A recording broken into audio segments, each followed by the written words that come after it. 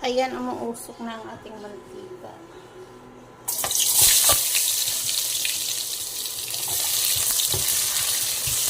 Kamatis at sibuyas. Asado pala paglulutuin natin siya.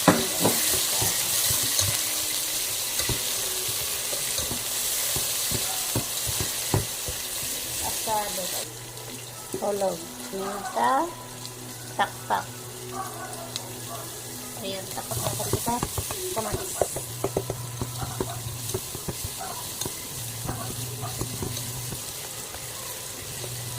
Kailangan lang lagay natin yung tomatoes.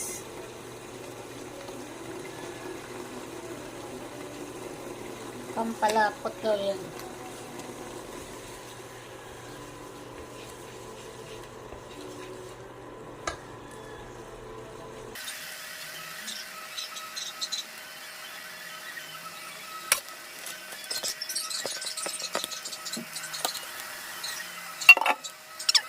Ayan guys, luto na ang ating asado. Masarap pala.